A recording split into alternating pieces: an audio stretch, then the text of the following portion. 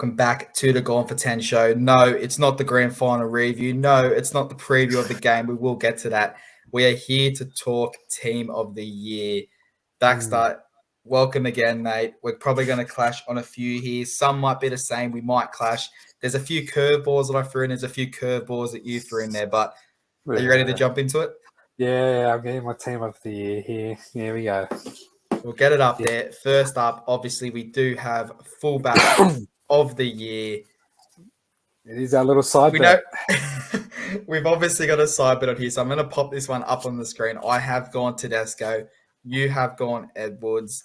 Just for the viewers, for the viewers, are you always on the left and I'm always on the right? Like, or are they going to be swapping over? I will always be where Tedesco is on the screen right now, and you will always be where Edwards is. So beautiful. Obviously, only because given whenever the WM shows up, you are going to cost me. You are going to not cost me. You're going to owe me a case of beer. A case of whatever it is. I'm going to cost you a case of beer. It's going to be great. I have gone Tedesco.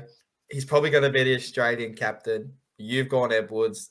The floor's yours. Talk me through why Edwards should win fullback of the year. I think he's just been impressive this year. You threw stats at me, after we talked about our preview game last week.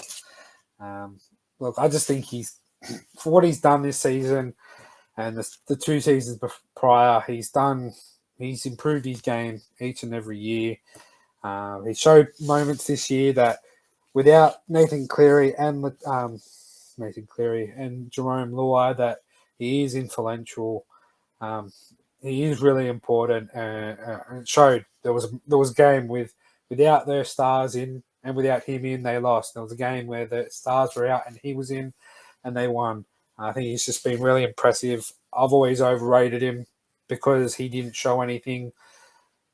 I made my pie. He's made me eat it, and I'm happy to sit here and say, look, if he gets, if it's Teddy, him, and say Scott Drinkwater or Clint Gutherson as your final 4, that's an impressive year for him, and he just needs to build on this each and every year to be that fullback if he wants the Australian or New South Wales jersey. Well, I think it was quite silly that you ever made this bet with me. If you haven't listened to that, go back a couple episodes. You'll be able to listen to that. We have a case of whatever you were drinking on the line here, but I'm sure regardless, we'll probably end up drinking it during the grand final together anyway, so it doesn't really matter. But obviously, I have gone Tedesco. I am going to bring back up those stats because I do have them sitting in front of me because I believe both these players, you chuck in Gutherson, you chuck in a few others, they all had great seasons. The game's changed. The fullback is a massive position when it comes to which club performs, which clubs doesn't. But just quickly, Tedesco played 1 extra game. He had 5 extra tries, 6 extra try assists, 70 extra tackle breaks, and he ran for only 3 less meters per game. Half of this when he was probably concussed because he got knocked out a few times. So these numbers would have been even bigger. But that is why I've gone Tedesco. I think you take Tedesco out of the Roosters like we saw against the Rabbitohs in that first round of finals, we don't win a game. We probably don't win many games if Tedesco's not playing. But if you take an Edwards out of a Penrith with a Nathan Cleary, with a Jerome Luai, they win the game. Can I ask, that extra game, was that the game where you won 72-2 against the West Tigers where he scored and set up a lot of tries? Was that extra game? No, he only actually scored. I went back and actually looked at that today because I had a feeling that was going to get brought up. But you've also got to look at there was a few games where Edwards put 40 plus on points and he scored 2 or 3 tries in that game. But again, stats to stats. I can't see why Tedesco wouldn't get it. He was the Origin captain. He was named. Sorry, losing Origin captain. You can say losing Origin captain. That's fine. Just remember you live in New South Wales. He is going to be the Australian captain if Mao is anything to come through with early reports. And he is going to have a case sitting next to me come Dally M night celebrating. But Baxter, obviously, it is going to be a great contest. Edwards has been brilliant. Take nothing away from his performance. No. He could potentially go back-to-back. But we're going to move on. And it is the first winner of the year. I'm going to go up here. I'm going to pop it up. What we'll do is I'll pop them back up on the screen. You'll talk first. I'll talk second. But this one, it's pretty straightforward. We both chucked Yeah. in Mitch Johnston. I'm pretty sure you can almost sum up why. So take it away. The number of tries he scored this year, mate, I don't think there's been. I think he sets the record for the first time someone scored 30 plus tries in back to back seasons. Mate, the bloke's a machine. He should be playing for Australia. Unluckily, he ruled himself out playing for Pacific Island nation earlier on this year. But it's good for the international game. I'm not going to discredit that. But if he was ready for Australia, he'd be me out and out number one winger to pick. Yeah, it's funny enough that you picked the same bloke. I had to send my list to you, so I don't know what you picked. You know what I've picked, so it's going to be fun. It's going to be a fun day for me to watch. I just want to know which one's my Johnson. The one okay.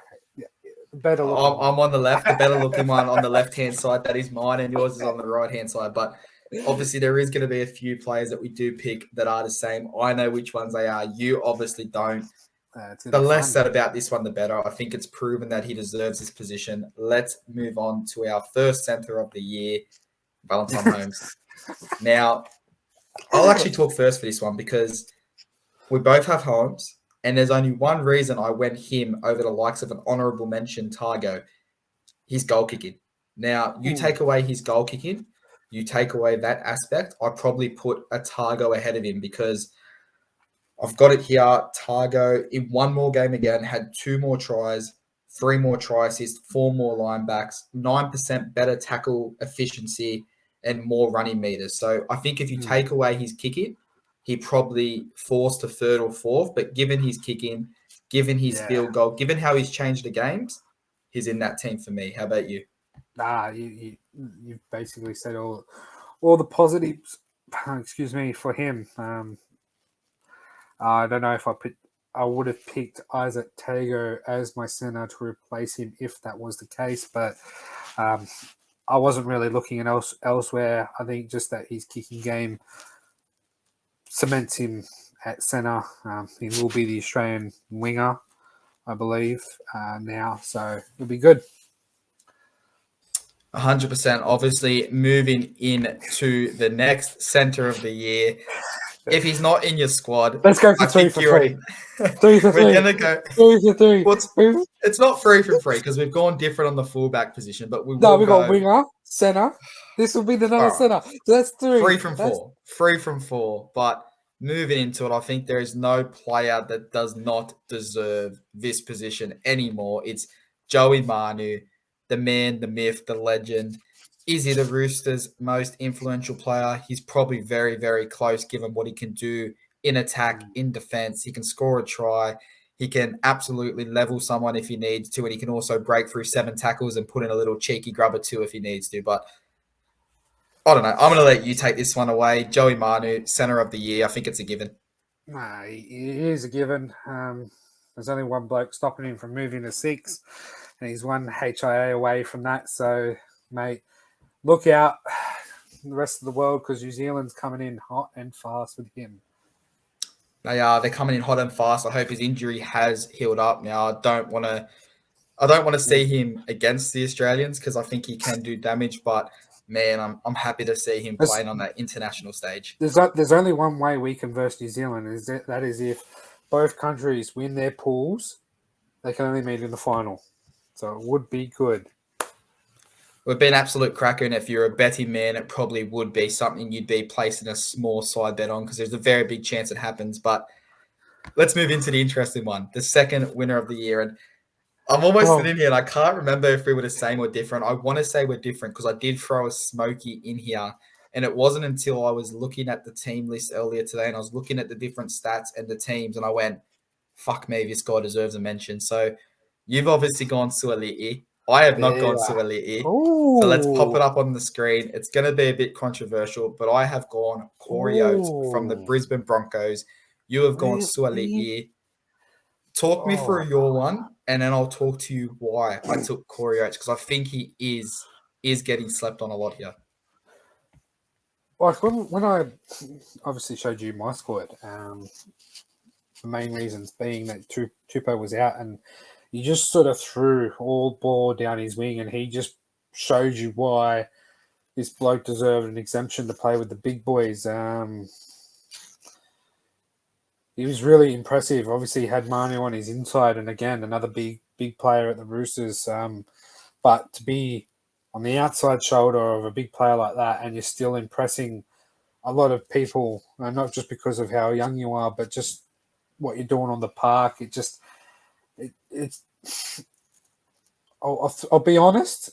Corey Oates did come up as a contention, but the way he sort of was in and out of games, not by his own fault, just the way the game played. I just didn't think he did a lot for me to sort of consider him a little bit more. So that's why I went with Saluiti. Hope he does well at the international stage. He's going to possibly play fullback for Samoa or Tonga or one of those Asian Pacific Islanders. But why have you gone Oates? Really, why have you gone Oates? So obviously, Johnston, he was a clear-out favourite. I looked at the likes of May, Mulatawa, Suali'i, Tupu. There are rumours that Tupu is going to get the second winner position. I looked at Josh Adokar. I looked at Serlin Colber. I looked at all these players. What stood out to me is I honestly think Corey Oates is getting overlooked here. Just a few quick stats. We talked about tries. Alex Johnston in 23 games got 28 tries. Corey Oates had 20 in 22. He had 18 line breaks, 79 tackle breaks, and the bloke averaged 170 meters per game. So we're talking about try scorers. Alex Johnston, they go to the left, it's an automatic try. This was a Brisbane side that was terrible at the start of the season. They had a bad slump for the last 5 or 6 weeks, and the bloke still put up 20 tries. And I'd argue in defense, he's actually a lot more solid than what Alex Johnston is. So that is why I've chucked him in as my second winner of the year. That's fair enough. That's fair.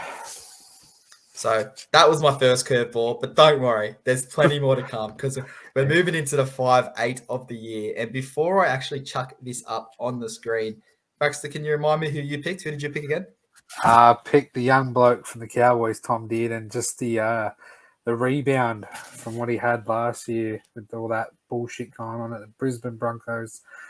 I thought, looking around for sixes, I think he was sort of the best six out there. A game changer at times, so I thought he deserves. Well, you know what? I was going to be a bit boring. I was going to chuck Cameron Munster in there. It's the easy pick. Let's be honest. He's probably going to win it, but I thought if you're going to throw a Smokey out, why don't I throw a Smokey out? You've gone Dearden. I've gone Dylan Brown. He's got his team off to a final. He stood up when Mitchell Moses. It's a good Smokey to have. It's a good Smokey to have. I'm not surprised. Like, he's a good player. He's a good player. Now, I don't think either of these boys win it. I don't think. I want to hope that one of them win it. It's going to go to Cameron Munster. Like, let's be honest. I think there's a little bit of favoritism within the Daliums awards night. But if any of these two win it, I'll be happy. I don't care who wins it.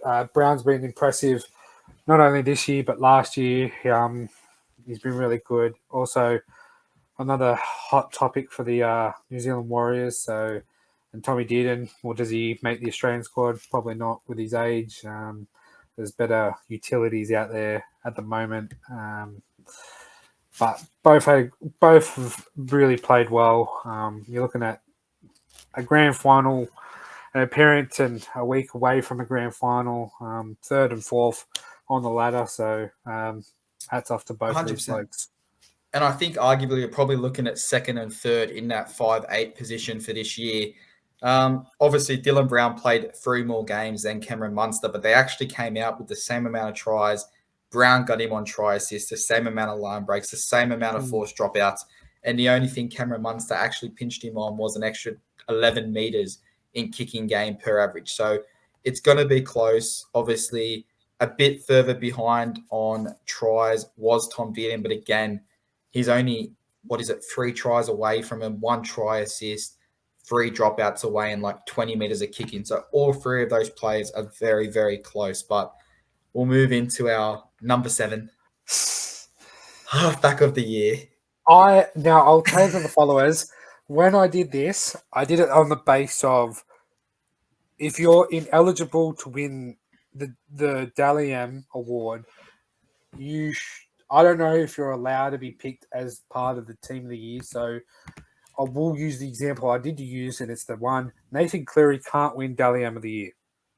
He can't win the out and out Dally M because he's been suspended twice. Does that mean he's intentioned for halfback of the year? I don't know, but I've gone on. If you've been ruled out twice with suspension, you don't deserve to be a part of this team. So I haven't picked Nathan Cleary. Who have you picked? Knowing that you know who I've picked, but I want to know who you picked, Tony. Well, obviously, before you even gave me your list, we mentioned that we weren't going to pick players that were ineligible for that Dally M. So there might be a few forwards that we picked that we didn't research properly, but that's all right because I did. I definitely didn't. But you know what? Even this might cost me here, but even without Nathan Cleary, even if he was eligible, I probably wouldn't have picked him due to the 5 games he did miss, due to the origin period he did miss that doesn't get taken into effect. He's probably missed about 8, 9, 10 games throughout the year. So I kind of ruled him out there. My halfback of the year, it's a bit controversial. We'll probably talk about it a little bit more when we do get to the Daily M of the year, but it's Ben Hunt. It's Ben Hunt versus Nico Hines. You've gone Hines. I've gone Hunt. I just think, yes, they didn't make the finals. I reckon one of these. I reckon one of these boys on screen right now is your Dally M winner of the year. Oh, 100%. And we'll probably get into that when we do talk about our Dally M of the year again. I know who you picked. You have no idea who I picked, but these two are definitely in contention. But this is a Dragons side that if you take Ben Hunt out of that side, they probably finish 17th out of 16 teams, even before the Dolphins come into the competition. We saw what he did on Origin. We saw what he's done for the Dragons team. We saw why he's probably one of the favourites to be the Dally M winner, but that's me. He is the favourite for the Dally M medal. Probably coming up second or third favourite is Nico Hines. Talk to me for Nico Hines. I just think this bloke has just made a really good transition from being this utility player at Melbourne. Now usually they say Melbourne pick a player who fits their system, and when they leave Melbourne, most of the time players aren't the best when they leave because they're not in that Craig Bellamy system. But this bloke, he's come from a bit of 6, a bit of 7, a bit of wing, a bit of centre, a bit of fullback, a bit of 14, doesn't play a minute in the 2020 grand final. And now he's been chucked into... Okay, so you've chucking a rookie 7 into a 7 role who doesn't usually play 7. You chuck him alongside with Matt Moylan, who's an up and down, injury prone, another Tom Trbojevic situation there. You chuck him also with an aging forward pack or pack itself with the likes of Tolman and Fafita and Wade Graham all hitting plus 30 plus this year, as well as a rookie coach. And they go second. I just think he if he's not first, he's close second. You could say the same thing with Ben Hunt, but I was just trying to quickly bring up some stats with St. George. They're 12 and 12. So with 12 great performances he had with or the team had, he's had 12 bad performances as well. So, but I wouldn't argue he had bad performances because if you watch the games and I hate watching the Dragons as much as the next, but my mum goes for the Dragons, so I get forced to. And he probably had about 18 good. He probably had about 18 good games, but it was just his team let him down. We look at the Raiders game, went down to the wire. See, I look at that. So for me, if he was in a losing side, because the Dragons are Dragons, I don't think he earns 3 or 2 points.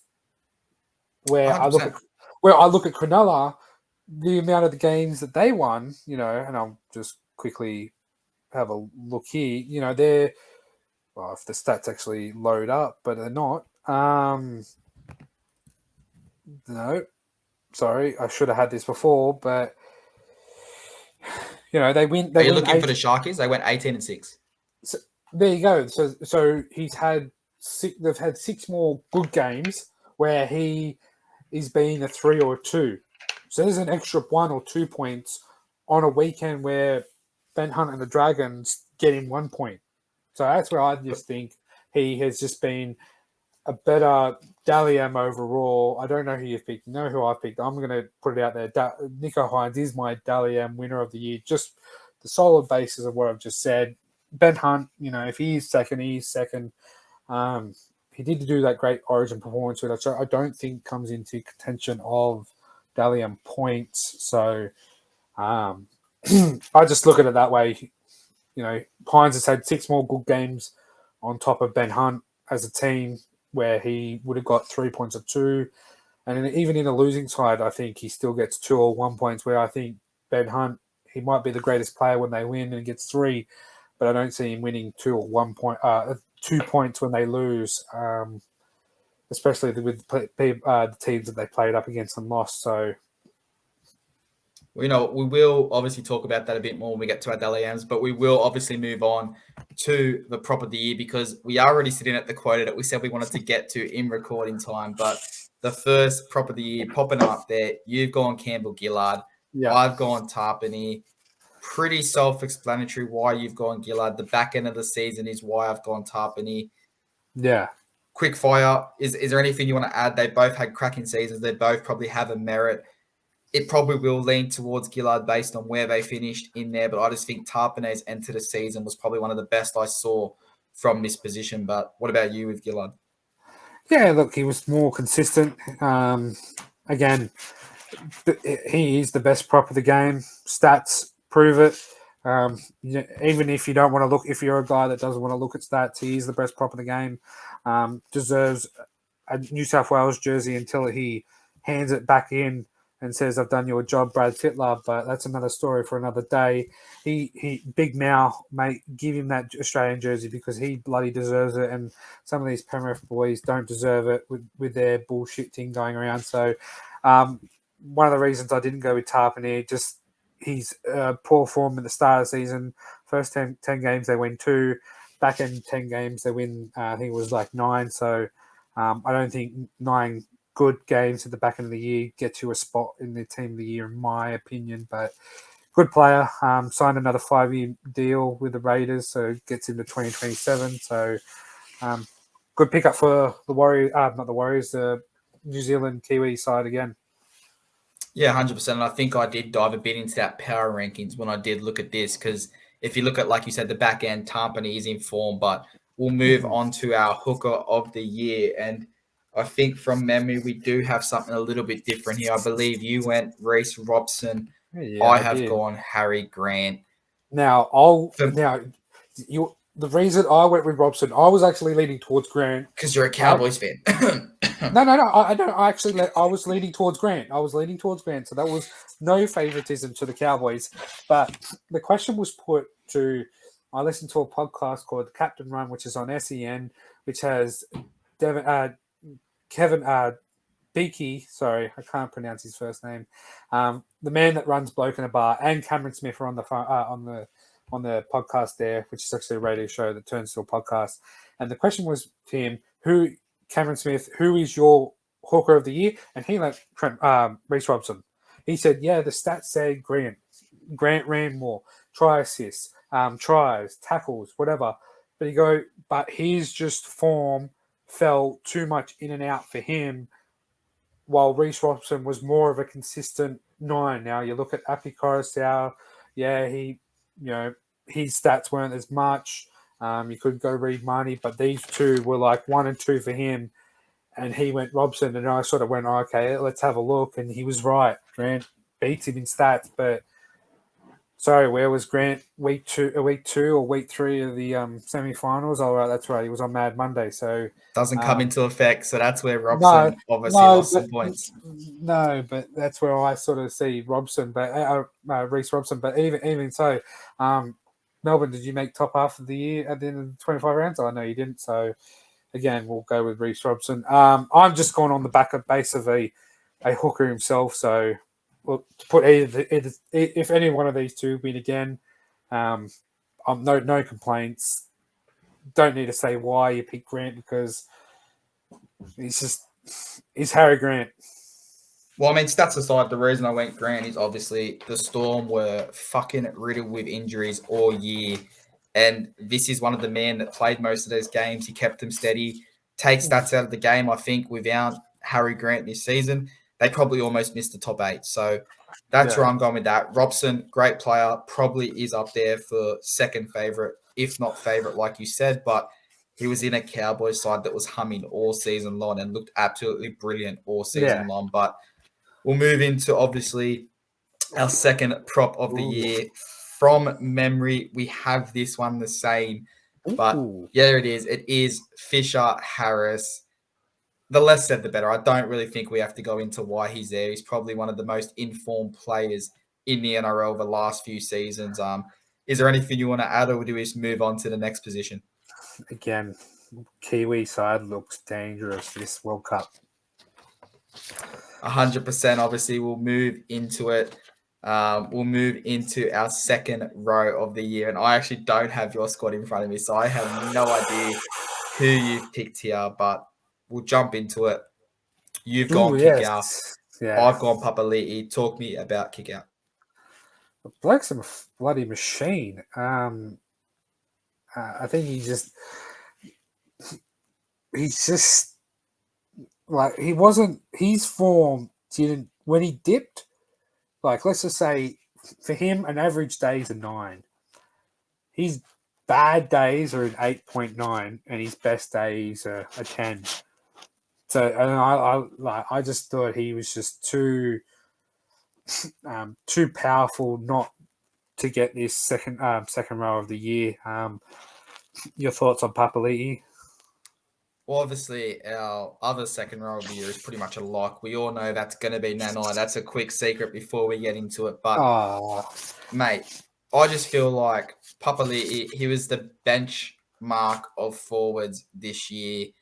2021, great season. He comes in with 10 tries, 90 tackle breaks, 30 offloads, 35 tackles per game. It just, if I'm looking at who makes a bigger impact in their squad, I don't look at kick out to change a game for Penrith. But if it's Papali'i, when Moses is having an off game, I look to him. If I look at Penrith, I'm going, give the ball to Dylan Edwards, give the ball to Tyler May, give it to Isaac Targo, give it to Luai, give it to this. Whereas I'm going, give it to Moses, give it to Brown. Fuck, give the ball to Papali'i. He'll do something. So, again, another tight contest, but I weighed towards him. And who knows, we might get our answer this weekend about which one deserves second row of the year. And it's funny enough because both of these players move on next year to their respective Tigers and Bulldogs clubs. So let's just see if they continue this performance at their new clubs. Hopefully they do. 100%. 100%. Hopefully they do. Hopefully they don't when they're playing against the Cowboys or the Roosters. But, I mean, hey, we'll have to see. But we'll jump into our next second row. I gave it away. It was an obvious one, mate. The bloke was an absolute fucking machine. If we talk about those other two players being brilliant, this bloke left them in the fucking dust. He dug a hole. He buried him underneath and said, I'll come get you at the end of the season. You want to know, funny enough, he wasn't originally in my team. It was just that's disgraceful.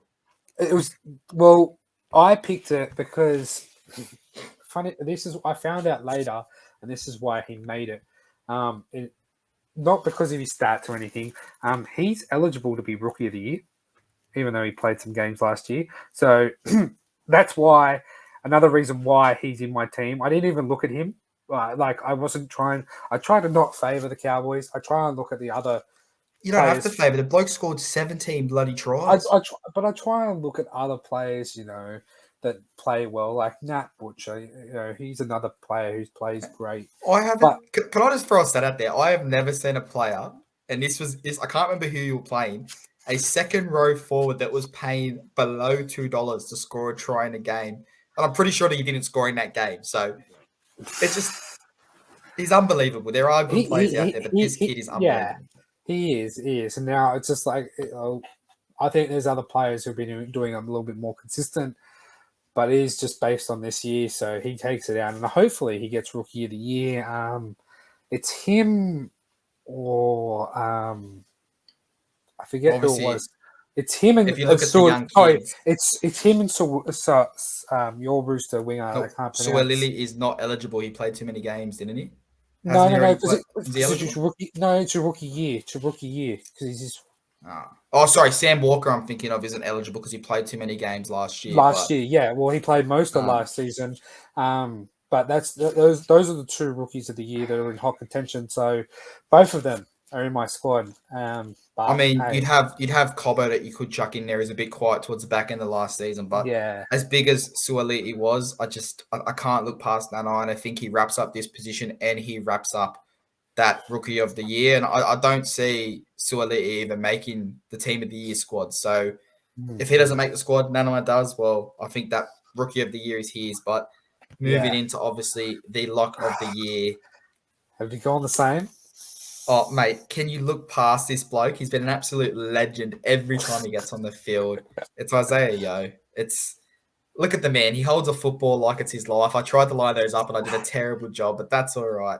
Isaiah Yo, lock of the year, and That's it's all probably the right. lock. It's probably the lock of the team of the year because he was never not getting into this squad, was he? No, he he's ridden himself for New South Wales and Australian number 13 for years to come until he turns around and says, now, Brad, I've done enough. I've had enough of rep football. Here you go. So, mate, this bloke's just a machine. I just hate that he's not a Queenslander. Unfortunately, he's a Bluey fan through and through.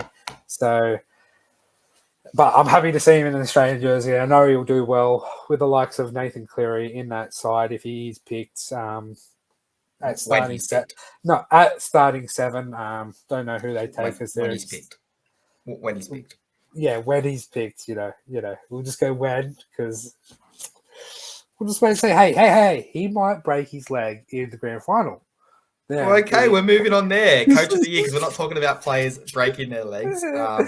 Coach of the year, it was a 2-horse race, in my opinion. It was either Craig Fitzgibbon or your coach. You can say his name because you love him at the moment. So it's either Craig Fitzgibbon or Big Toddy Payton. Big Toddy Payton. So sorry, it's Daddy. Sorry, it's Daddy Payton. Daddy Payton. So it was obviously between two. We did speak about this obviously when we were watching the Cowboys versus the Eels game on Friday night. I think we were both in agreement that whoever they announce on the day, you kind of sit back and go, yeah, you know what, fair play, and take nothing away from Cleary and what he's done at Penrith, but that is a side that's red hot. So I've gone the same as you. We've both gone the same. It's a rookie coach. Take it on a team. They finished second. It is Craig Fitzgibbon. Now, if you take into the final series, I probably go more towards Daddy, not Fitzgibbon. But obviously, given it does end in round 25, we are going to stick with Fitzgibbon. Talk to me a little bit about why you went him over Payton. Sorry. Well, rookie coach. Sorry, I'm still on Mad Monday. Rookie coach has a spine that's sort of here, there, and everywhere. You got Moylan being injury prone. You got a rookie halfback and Nico Hines, an aging forward pack, 30 plus. He's had a lot of dramas around the club with player contracts and whatnot, and he still manages to get him second in his first year. It's pure enough of him. There might be a curveball. When I said this to someone, they said, well, why not this person? And I was like, well, Fitzgibbon, rookie year, finishes in top 4, and the other coach finishes in the bottom half of the top 4, which is Jason Demetrio as a smoky there. Again, I think if you take into account finals, Demetrio or your boy Payton probably pips it. But taking into account 25 rounds, it's hard to look past this guy. Yeah, so it's him or Daddy. Cleary, he's fault of his own success. His success. Sorry, I was same with Bellamy. When the Storm are red hot there, and Des at Manly when they're red hot whenever they are. So I just think it has to be this guy. Just given the 25 rounds we're judging it on. 100%, absolutely a massive loss to the Roosters. We saw what he brought to Trent Robinson's game plan, this bloke's defense, this bloke's little tweaks that he did help Robinson with. It was massive, but I'm not shocked that he was successful. We look at the coaches that come from Bellamy, the coaches that come from Fitzgibbon, and the coaches that come from Cleary could say the same thing next year, given both his assistants are moving on. That's right. That's right. It's one of those things where you come from a coach, you understand the game plan, you're going to do well.